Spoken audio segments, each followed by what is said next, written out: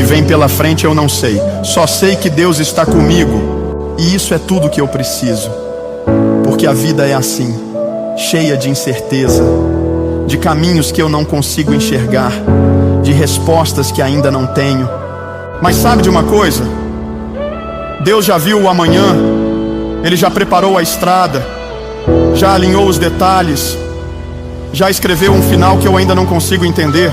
Então, não importa o que vier, se Deus está comigo, eu vou continuar, vou confiar, vou esperar, vou descansar, porque no tempo certo Ele vai me levar exatamente para onde eu preciso estar.